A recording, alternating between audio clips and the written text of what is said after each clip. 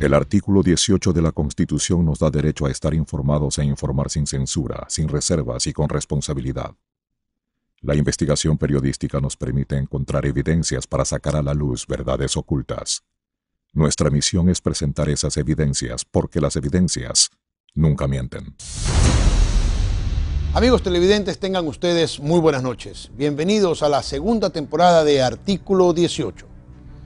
Han transcurrido 9 meses desde que el ex Contralor General de la Nación, Carlos Pollitt, renunció a su cargo después que el fiscal Carlos Baca pidiera su detención, así como el allanamiento de su oficina y domicilio. Esto sucedió después de filtrarse el audio de una conversación que tuvo Pollitt con el delator de Odebrecht, José Conceição Santos. Cuando esto ocurrió, Carlos Pollitt se encontraba fuera del país para una revisión médica. Él es ciudadano estadounidense. Actualmente reside en la ciudad de Miami y desde entonces no había hablado con la prensa. Hace unas 3 semanas estuvimos buscando sus declaraciones para que le cuente a los ecuatorianos todo lo que él conoce sobre hechos de corrupción en Ecuador y para que ejerza su derecho a defenderse públicamente de la serie de acusaciones que se han hecho en su contra. Para realizar esta entrevista nos pusimos ciertos condicionamientos, por lo que tuve que viajar 2 veces hasta la ciudad de Miami. Primero, el doctor Pollitt debía mostrarme previamente todas las evidencias y documentos de lo que iba a decir. Luego de valorar la documentación, decidiríamos si la entrevista se realizaba o no. Por nuestra parte, le permitiríamos al doctor Pollitt tener la oportunidad de defenderse y de contarle su verdad al país. Aunque no debería mencionarse, no está de más decirle a nuestros televidentes que todos los gastos de estos viajes han sido pagados en su totalidad por Canal 1. Todo lo que ustedes verán en el transcurso de la siguiente hora está evidenciado en informes de la Contraloría General del Estado, de la Secretaría Nacional de Inteligencia y de la Unidad de Análisis Financiero. Aquello que no tiene sustento documentado lo hemos descartado. Por otra parte, algunos documentos son de carácter secreto. Los hemos leído y aun cuando haremos referencia a ellos, ya que se encuentran dentro de procesos judiciales y en informes públicos, consideramos que no debemos publicarlos. Otros de carácter reservado se encuentran dentro de una investigación fiscal y aún no pueden mostrarse públicamente. Apenas sea posible legalmente hacerlo, lo haremos. He segmentado esta entrevista con el doctor Pollitt en 4 bloques. Primero, se defiende y dice quiénes estarían detrás de las acusaciones en su contra y por qué. Luego, Pollitt acusa y da nombres de funcionarios actuales y del gobierno anterior que estarían, según él, envueltos en casos de corrupción. Finalmente, el ex contralor explica las operaciones financieras que involucran a su hijo y muestra su arrepentimiento en algunos actos que, según dice, no debió cometer. Aquí empezamos. Hay 2 acusaciones principales que pesan sobre usted en un caso de concusión. La declaración del brasileño João Conceição dos Santos, José Conceição dos Santos, y la declaración de Carlos Pareja Llanuselli.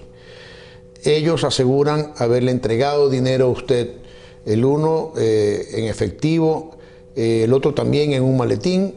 Dos Santos dice que es para que usted haya podido levantar las glosas que pesaban sobre Odebrecht para que pueda regresar a trabajar al país. Y Carlos Pareja Llanuselli no dice los motivos por los cuales supuestamente le entregó dinero. ¿Es esto cierto? ¿Recibió usted dinero de Odebrecht? ¿Recibió usted dinero de Santos o de Pareja Llanuselli?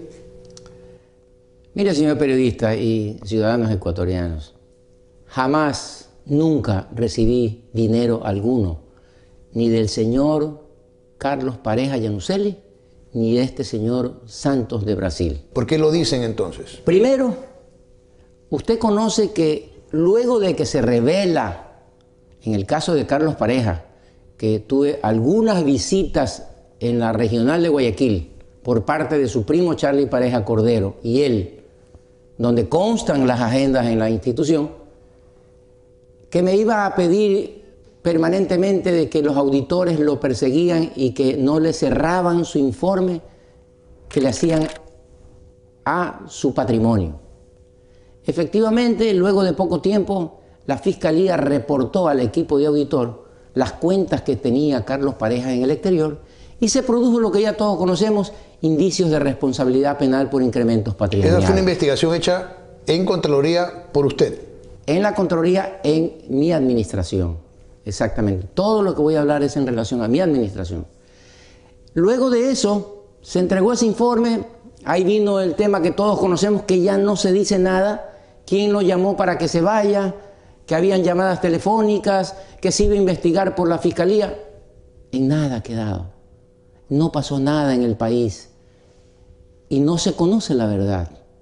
Entonces comenzaron a salir los informes periódicos de la refinería de Esmeralda, que hasta el día que yo estuve sacamos más de 30 indicios de responsabilidad penal en un sinnúmero de contratos que se dieron en la refinería de Esmeralda, que de por sí le voy a adelantar algo, ya la Fiscalía no acusó en un caso, en el caso de la empresa de Group, que tenía un indicio de responsabilidad penal, donde estaban inmiscuidos la empresa fiscalizadora Worley Parsons, el representante de la empresa, los funcionarios públicos, incluido Alex Bravo y otros, y desde luego donde estaba también incluido Carlos Pareja, Yanuseli y otros más. Sin embargo, la Fiscalía acusa solo a Carlos Pareja y quita a todos los demás funcionarios e inclusive a la empresa Worley Parsons, que fue la fiscalizadora, la empresa que dirigió, diría yo, los actos de corrupción más grandes de la historia del Ecuador que se dieron en la refinería de Esmeralda, revelados en mi administración, todos y cada uno de ellos. ¿A quién se está protegiendo ahí? Aquí se protege justamente a esta empresa, porque yo le recuerdo a Carlos Vaca Mancheno, que me visitó en el despacho, que llamé al equipo de trabajo y que venía en nombre del presidente de la República, y en el despacho, en la sala de sesiones, mi equipo de trabajo, el equipo de la institución, le explicaba el por qué Worley Parsons sí estaba relacionada. Y él fue, de alguna manera, a conocer el por qué Worley Parsons sí era una empresa que no tenía, que era una empresa de mucho conocimiento y de una experiencia y de una transparencia absoluta. O sea, Carlos Vaca abogaba a favor de la empresa Parsons. Fue a averiguar el señalamiento. Y yo le expliqué a él, ¿verdad? Porque venía en nombre de la Presidencia de la República, era asesor del señor Presidente Constitucional de la República, y le expliqué con mi equipo de trabajo, liderado por Flor, María y todo el equipo que estaba ahí, ¿no? Y le explicamos, y le dijimos, y él se fue con la explicación, aunque no muy contento. En cuanto a Consensado dos Santos, él asevera que le entregó dinero para levantar las glosas. Sí. Usted ya negó eso de ahí, pero usted, sin embargo, levantó las glosas. ¿Por qué levantó las glosas? Muy bien, pero antes de pasar a eso, déjeme terminar con lo de Carlos Pareja. Él señala y señalaba que me entregó dinero, que le entregó a Galo Chiriboga en su suite. Yo no, en mi vida no conocí ni la suite, ni mucho menos. Pero sí lo vi un par de veces porque nos encontrábamos en el Swiss Hotel y tomábamos café, etc. Un par de veces, no más. Y debe de estar ahí en los videos del Swiss Hotel. ¿Por qué la Fiscalía no pide los videos para ver si el señor brasilero o el señor Carlos Pareja llegaron con maletines? Imagínese usted, todo es una farsa crear. De ahí se crea primero la historia de que dan dinero en efectivo y en maletines, pero no tienen pruebas, pero no tienen fotos, pero no tienen grabaciones, pero no tienen videos, no tienen nada. Tienen el testimonio de un brasileño. El testimonio de este señor que se asocia con su abogado. En esa época, el ministro de Defensa era Javier Ponce. El señor presidente Seguro Sucre remite un comunicado luego de que se contrató con Seguro Sucre la póliza de los aviones Cafir y todos los demás. Y entonces se cierra una contratación sobre seguros, pero a los tiempos después, una vez cerrada la contratación, le manda una comunicación a Javier Ponce y le dice que los reaseguradores internacionales, que como el país goza de un problema de seguridad, se requería $7.5 millones extras, luego de que el contrato se había cerrado, ¿no? Entonces, ¿qué hace el ministro? y su equipo, la directora jurídica, que quedó relacionada también, emiten inmediatamente el cheque y remiten 7.5 millones de dólares a Emiliano Donoso. ¿Él es abogado de Consensado? No, perdón, Maximiliano Donoso. Entonces, esa glosa salió para el señor Maximiliano Donoso y los demás, incluido el ministro, incluido las otras autoridades, que luego le contaré que Pablo Celi eliminó a Javier Ponce de esa glosa y dejó solamente a Maximiliano Donoso y no sé si a la directora jurídica. En todo caso, ¿qué resulta? Que el señor Maximiliano Donoso resulta ser abogado del señor brasilero Consensuado Santos. Este señor Donoso, que es uno de los que se perpetró en la famosa confabulación, donde está incluido Vaca, el señor Emiliano Donoso, el señor Santos, el señor Charlie Pareja, el señor Alexis Mera, el señor Pablo Celi, etcétera, que le puedo nombrar a uno más que se me queda por ahí, que se confabularon. Yo cuando salí del Ecuador no tenía absolutamente nada, ni siquiera, hasta hoy en día he sido llamado a rendir una declaración en la Fiscalía, ni en ninguna parte. Nunca se me ha notificado a entregar una declaración personal, a pesar de que no lo puedo hacer, porque el señor fiscal, a través de la fiscal subrogante, pide con el juez, que ya lo vamos a explicar, que por el pedido de un policía se detenga a Carlos Poli. Entonces, regresando al tema del señor Santos, él dice que me ha entregado una cantidad de dinero impresionante. Y dice que los dineros que me entregaba a mí, en esas declaraciones que hace él, una y otra la va cambiando, que me entregaba entre 20.000 a 60.000 dólares cada vez que me visitaba y que por lo menos me visitaba 3 meses al mes. O sea que este señor, para entregarme esa cifra de 6 o 8, no sé cuántos millones, tenía que haberme visitado a mí 300 veces. O sea, 3 años y más para entregarme ese dinero. Imagínese usted, 300 veces, y yo a este hombre lo vi en mi vida. ¿Cuántas veces? En mi vida, 3 veces en la Contraloría, que están registrados. ¿Por qué el fiscal no fue a la Contraloría a pedir mi agenda? Ahí está en mi agenda las veces que visitaron el señor José Santos en el despacho del Contralor. ¿A qué fue Santos a la Contraloría? Y ahí saca José Santos en una de esas declaraciones que me entregaba dinero en efectivo y que no presenta una sola prueba, solamente la voz, lo que él dice. O sea, él contra mí.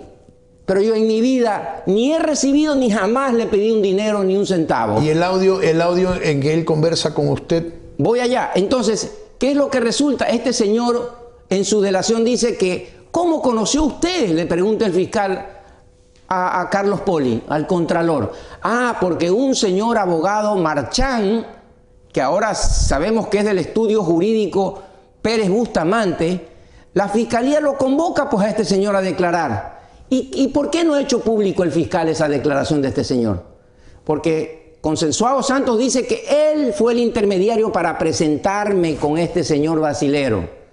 ¿Y qué contesta en su declaración este doctor? Dice que primeramente que solo me conocía por los medios, que yo era el Contralor, que nunca en mi vida me había visto personalmente ni había estado personalmente, y que peor me había presentado con Consensuado Santos.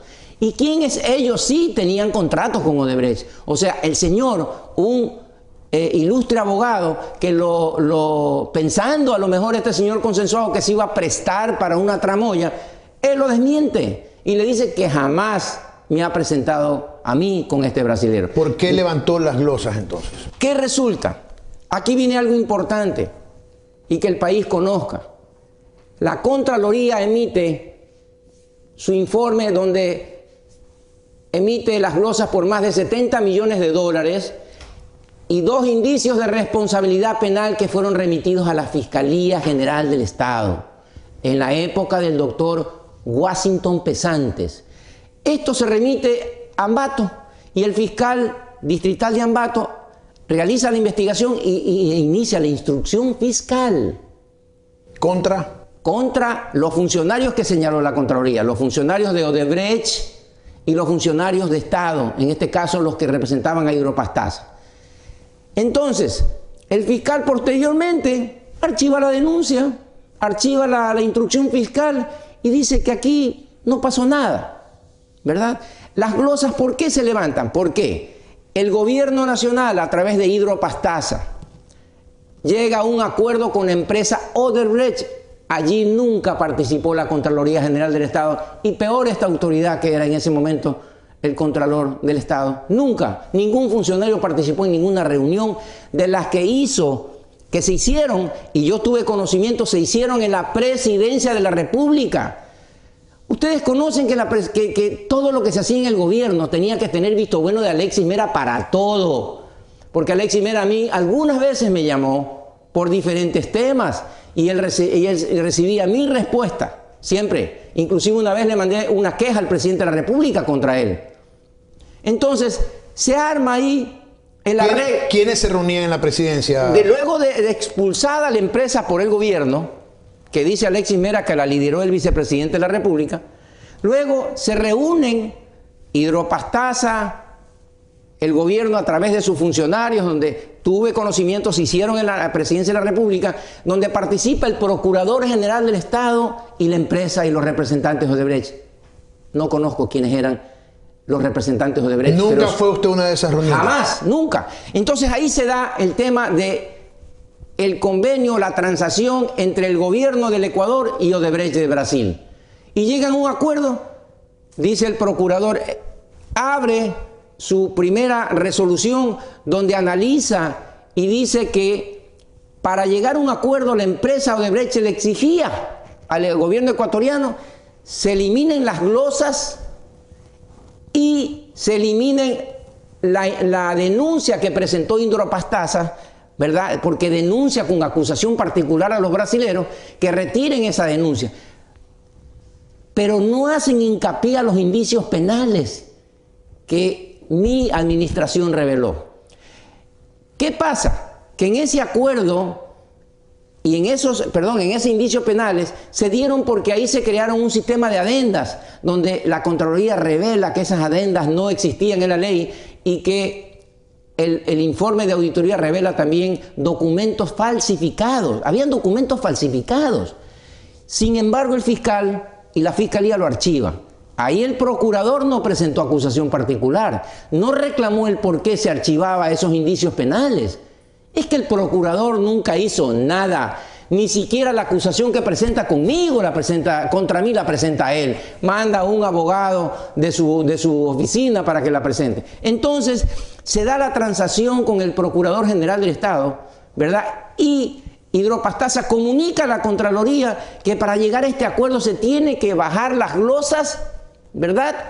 Para que luego de un examen posterior se verifique si realmente se cumplió con la recuperación del Estado. ¿Usted no podía negarse a eso? El Contralor ni la institución podían negarse a que el Estado recupere el daño que había ocasionado esta empresa al Ecuador, al gobierno nacional, que se descubre por la revelación del informe.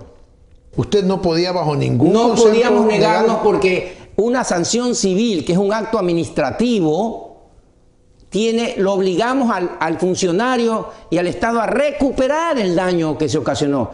Imagínense ustedes si yo negaba eso y resulta que mañana la empresa San Francisco no se recuperaba. ¿Y en qué quedaba la indemnización que tenían que hacer los brasileros al Estado ecuatoriano? Esa ha sido la defensa de Carlos Poli. En este segundo segmento, el excontralor narra los inicios de la enemistad que tiene con el actual fiscal general Carlos Baca y presenta un informe de auditoría de gastos especiales realizado a la Secretaría Nacional de Inteligencia, SENAIN, en el que se evidenciarían dos asuntos muy graves. Uno, que Carlos Baca y otros miembros de la Comisión para investigar los hechos de la revuelta policial del 30 de septiembre de 2010 cobraron por sus servicios a pesar de haber sido un cargo ad honorem. Y dos, el doctor Baca habría dispuesto la manipulación de videos que sirvieron como prueba para sentenciar y mandar a la cárcel a uniformados por el caso 30S. ¿Cómo comienza su relación con Baca o su mala relación con Baca? ¿Por qué usted dice que él lo persigue? ¿Hay antecedentes ¿O hay algo que usted le haya hecho a él? ¿Usted lo investigó? ¿Encontró algo? ¿El que está tratando de hacer ahora? Mire, hace mucho tiempo atrás,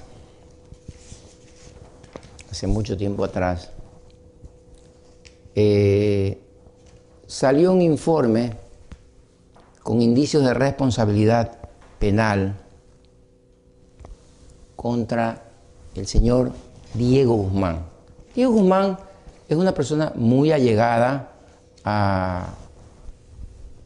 al fiscal general actual y salió un informe con indicios penal contra Diego Guzmán, el actual presidente de Seguro Sucre. ¿Por qué caso? Óigaseme bien. Este señor Guzmán, cuando el equipo de auditoría revela que el señor Guzmán se acerca a Quito Motor.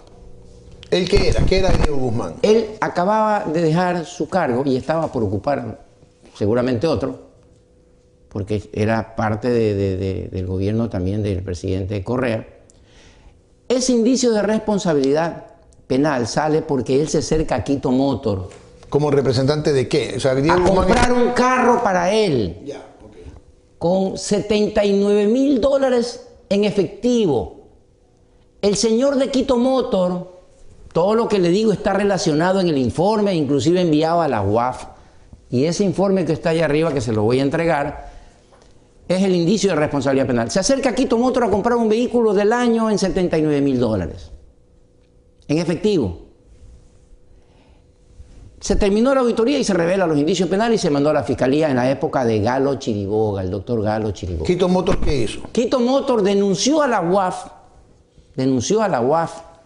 que el señor estaba comprando un carro y que le contestó el funcionario de Quito Motor que no podían recibir en efectivo, pero que era problema de él, que la cuenta en el Banco del Pichincha de Quito Motor era en el Banco del Pichincha y que él tenía que depositar el dinero allá y venir con el recibo para comprar el carro. El señor va y hace el depósito en efectivo en el Banco del Pichincha, revela el equipo de auditoría y entonces en la cuenta de Quito Motor. Esto se le pedía información de dónde el dinero en efectivo para comprar un carro del año, el mismo que según el equipo de auditoría reveló que no justificó. Entonces salieron los indicios penales. ¿Qué sucedió ahí? Sale el doctor Carlos Vaca Mancheno en defensa de Diego Guzmán, con los twitteres a decir... ¿Vaca Mancheno qué era en ese entonces? En ese entonces Vaca Mancheno, si mal no recuerdo, creo que estaba de asesor del ministro José Serrano. Era asesor, él fue asesor también del ministro José Serrano, o una de esas actividades, porque él siempre estuvo en un cargo público desde la Asamblea de Montecristi. Entonces, él comienza a tuitear, y usted puede verificar en los twitters del señor Vaca, que defendía a Guzmán, lo defendía y atacaba a la institución, y desde luego indirectamente a mí. Porque había salido un indicio de responsabilidad penal, que lo que era que él tenía que explicar a la Fiscalía y a la UAF, que finalmente la UAF, por alguna orden de arriba, no investigó nada. Sin embargo, que los informes de la UAF revelaban y ordenaban a los otros funcionarios que realicen la investigación, porque era súper delicado. Un funcionario, pues usted sabe, ir a comprar, tenía que verificar. ¿Qué pasó ahí? En ese entonces el subcontralor, que era Pablo Celi, a propósito, que lo tengo que nombrar. Perdón. Diego Guzmán, ¿qué era en ese entonces? ¿Por qué se lo investigó? Las auditorías que se hicieron fue cuando él se cerró el FICE. Se hicieron las auditorías al FICE y luego se hicieron también, como es lógico, cuando se cierra una institución, se hacen auditorías al patrimonio de los funcionarios públicos, ¿no? Y como era un cargo que venía desempeñándose, se lo hizo. Esa auditoría la llevó adelante, inclusive el que ahora funge entre ese grupo, el doctor Pablo Celi. Ese informe lo firma el doctor Pablo Celi y lo remitimos de la institución a la Fiscalía. De ahí comienza este problema con los señores Vaca contra mí. Se dirigieron contra mí, porque seguramente pues el doctor Celi por abajo iba a decir otras cosas, seguramente ahora según lo que estoy viendo. Entonces, eso crea ese malestar. Inicial, ahí empieza. Ahí okay. yo estoy seguro que esa fue la ¿qué sucede? La parte inicial. Entonces, luego de eso, el señor fue nombrado por el presidente de la República ad honorem en una comisión 30S que lo nombran a él presidente de esta comisión. Ad honorem, eso es importante. Ad honorem. Los señores van y se instalan en las oficinas de la Secretaría de Inteligencia. Ahí estaba ya de secretario de Inteligencia Romy Vallejo. Y ahí se instala esta comisión 30S. De ahí se hace la auditoría a los gastos que originalmente le tocó aprobarla al doctor Daniel Fernández de Córdoba. En esa auditoría se revela que ellos cobraban con sobrenombres de Cato, Waldo y otros más, cobraban escondidos los sueldos. Y parece que a la Secretaría de Inteligencia se le escapó ese mes de febrero. ¿Y por qué se demora esta auditoría en salir? Porque siempre CELI estuvo atrás de esa auditoría, ¿verdad? Que se demore, que se pida más información, que faltan más meses, que no podemos mandar así solo con un mes. Pero ya si decía el mes de febrero, tenía que la Fiscalía ya entrar en su investigación que le corresponde, porque la ley dice que una vez que se encuentre un hallazgo hay que remitirlo de inmediato a la Fiscalía. Ese informe se demoró en entregarse. ¿Cuánto tiempo se demoró? Como ese informe habrá tenido en investigación como más de 1 año y medio. ¿Y quién lo demoró? Justamente en los análisis que se hacían de ese informe, porque este informe que está aquí, miren, este informe es el informe de Daniel Fernández de Córdoba, el pequeñito, el que hace el relato del por qué los indicios penales, firmado por él, y este es el informe general donde lo entrega a la Fiscalía el doctor Daniel Fernández el 25 de mayo. Muy importante recalcarles que los informes con indicios penales de gastos reservados son secretos y por ende los gastos secretos de la Secretaría de Inteligencia, que por sí hay algunos en la Fiscalía y que ninguno ha tenido resolución final, ¿verdad? Porque hubo el otro caso cuando se contrató a un norteamericano por parte del almirante Yepes, ¿verdad? Ese también salió indicios penales. Se había contratado con gastos reservados a una empresa norteamericana para que investigue y siga a los empresarios isaías en los Estados Unidos. Imagínense ustedes. Y hacen un contrato y lo notarizan cuando lo secreto no se tenía que llevar a ningún notario, sino seguir pues, el área secreta. Pero bueno, regresando al tema del doctor Vaca Mancheno, aquí están los informes, es verídico, es real. ¿Cómo se filtró? Yo este informe lo tengo aquí, señor periodista, y déjeme por favor terminar. El doctor Pablo Celi dice que no ha visto este informe y el fiscal Vaca dice que el doctor Fernández no le ha entregado, que esa firma no es el doctor Fernández. Sí, pero miren, si ustedes enfocan mi celular, Daniel Fernández de Córdoba me manda a mí, a mi celular, a mi WhatsApp. Miren las llamadas y los diálogos que yo tengo con él. Me envía el 31 de mayo. 31 de mayo y las conversaciones que yo tengo con él, vía telefónica. Y me remite y me dice, esto era lo que le debía. Y me remite aquí el informe con indicios penales remitido por él y firmado por él a la Fiscalía General del Estado. Él, Daniel, no puede mentir. Daniel tiene que decir la verdad porque es un hombre de bien y viene de una excelente familia. A este chico se hizo una institución y lo formamos, un hombre muy capaz. Pero Daniel, tienes que decir la verdad. Tú entregaste este informe en la Fiscalía y lo aprobaste tú. Y aquí tengo los documentos y tú firmas. Y más que nada el que tú mismo me enviaste. Entonces, este informe que siempre se discutió en la institución, incluido funcionarios como Pablo Celi, Wilson Vallejo, Daniel Fernández de Córdoba, la doctora Vivanco, Alejandra Vivanco, todos ellos conocieron de esto. Y perdóname, el ingeniero Paul Novoa. Paul Novoa era el funcionario que teníamos de apoyo para la revisión de todos los documentos de gastos reservados. En gastos reservados, el gobierno nacional hasta la presente fecha ha gastado más de 330 millones de dólares. Entonces, volvemos, aquí está el informe. Usted lo puede ver, el informe?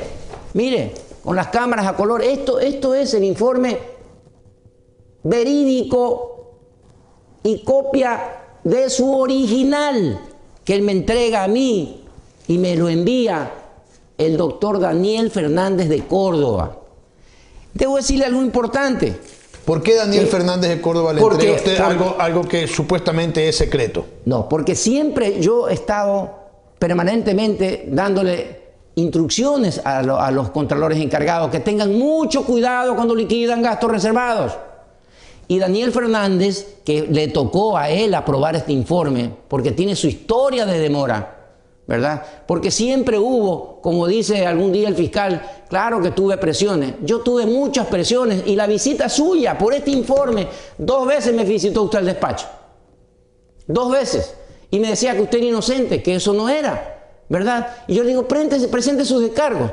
¿Qué dice Daniel Fernández en este informe? Que los descargos de los suyos presentados más bien ratifican el indicio de responsabilidad penal por haber cobrado y por haber editado video contra policías y militares para meterlos presos. A ver, explíqueme eso. Dice su propia comunicación. A ver, ¿cómo es eso? La propia comunicación del señor Carlos Vaca, que dice: por medio del presente me permito solicitar el pago de la edición de videos de la captura de militares en las inmediaciones del regimiento Quito número 1, en el cual se aclara, amplía, congela y ralentizar material audiovisual. En otras palabras, esto significa manipular videos. Manipular los videos que usted le pidió a toda la prensa del país y que los medios de comunicación le entregaron a la Comisión 30S.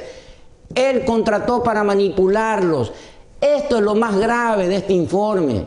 Por eso Celi lo demoraba y discutía que había que pedir más información y más información. El doctor Celi conocía a la saciedad y con él discutimos este informe. Porque allí, a pesar de ser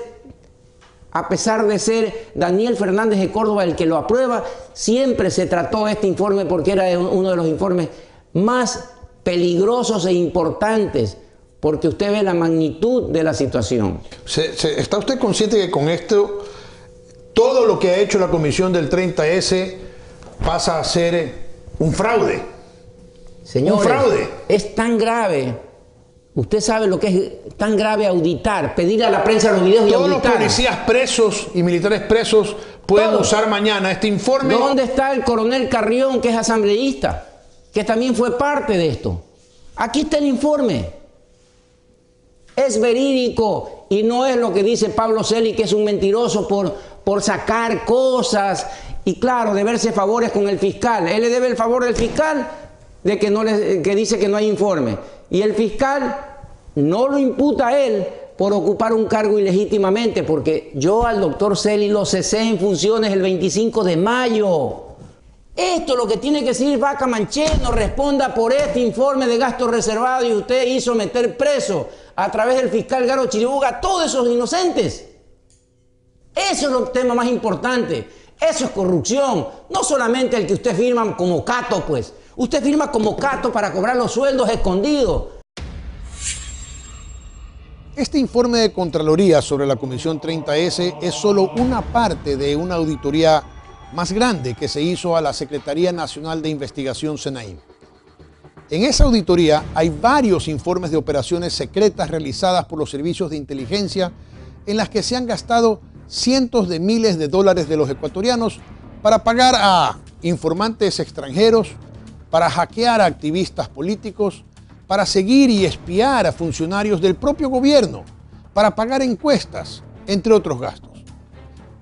Las operaciones tenían nombres raros como Operación Troyano, Operación Caminito, Flaca, Primavera, etc. Y los gastos realizados no siempre fueron justificados. Por eso se realizó esta auditoría y se emitió un informe con indicios de responsabilidad penal en contra de varios funcionarios. Más adelante, el excontralor señala con nombres y apellidos a varios exfuncionarios del gobierno de Rafael Correa en informes con responsabilidad penal y responsabiliza al actual contralor de no preocuparse por estos informes. Además, muestra arrepentimiento en algunos actos cometidos.